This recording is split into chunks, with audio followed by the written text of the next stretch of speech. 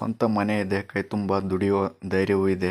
ಆದರೆ ಈ ಹೆಣ್ಣಿನ ದಾಂಪತ್ಯ ಜೀವನದಲ್ಲಿ ಒಮ್ಮೆಯೂ ಆಕೆಗೆ ಹೆಂಡತಿಯಾಗಿ ಸಿಗಬೇಕಾದ ಪ್ರೀತಿ, ಆಸರೆ ಮತ್ತು ಸ್ವಾಮೀಪದ ನೆಮ್ಮದಿ ಸಿಗಲಿಲ್ಲ.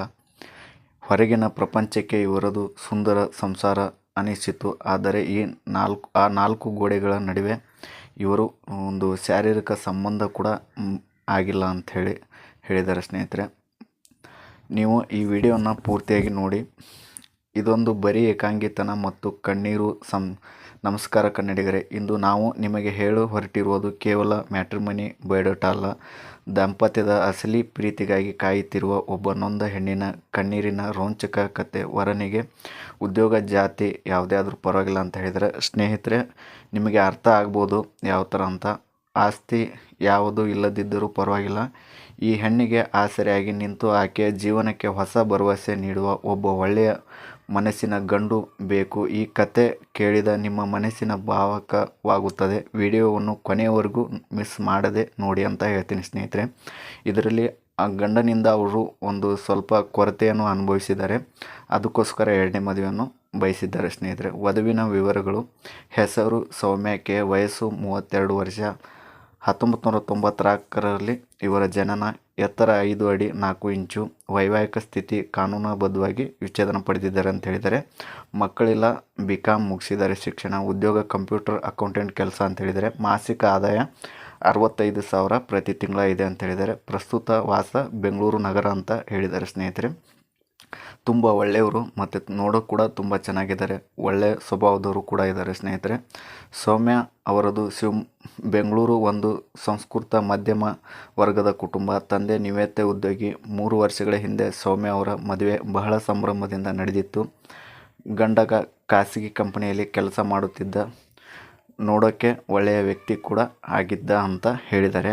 ಆದರೆ ಅವ್ರ ಹತ್ರ ಒಂದು ಕೊರತೆ ಕೂಡ ಇತ್ತು ಅಂತ ಹೇಳಿದ್ದಾರೆ. ಆದರೆ ಮದುವೆಯಾದ ಕೆಲವೇ ದಿನಗಳಲ್ಲಿ ಸೌಮ್ಯ ಅವರಿಗೆ ಆಘಾತ ಕಾದಿತ್ತು. ಪತಿಗೆ ದಾಂಪತ್ಯ ಜೀವನ, ಕೌಟುಂಬಿಕ ಸಂಬಂಧ ಮತ್ತು ಭಾವನಾತ್ಮಕ ಬಾಂಧವ್ಯದ ಕಡೆಗೆ ಯಾವುದೇ ರೀತಿಯ ಆಸಕ್ತಿ ಅಥವಾ ಒಲವು ಇರಲಿಲ್ಲ ಅಂತ ಹೇಳಿದ್ದಾರೆ. ಇಬ್ಬರ ನಡುವೆ ಯಾವುದೇ ಭಾವನಾತ್ಮಕ ಅಥವಾ ದಾಂಪತ್ಯದ ಸ್ವಾಮೀಪ್ಯವೇ ಇರಲಿಲ್ಲ ಅಂತ ಹೇಳಿದ್ದಾರೆ ಸ್ನೇಹಿತರೆ.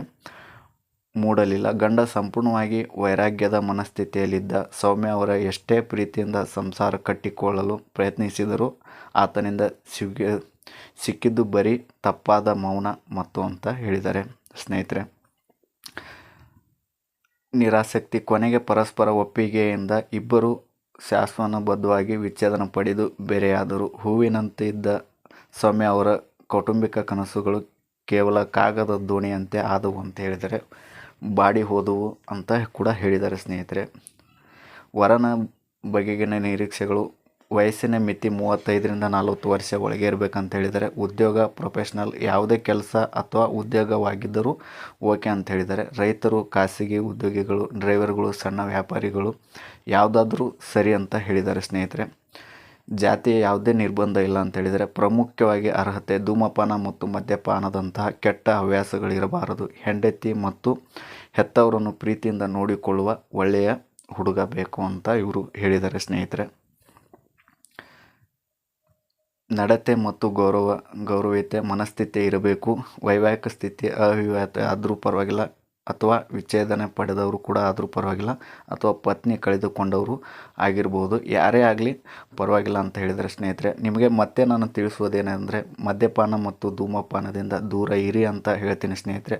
ಆದಷ್ಟು ಮತ್ತೆ ಸಿಗೋಣ ಬೇರೆ ವಿಡಿಯೋದ ಜೊತೆಗೆ.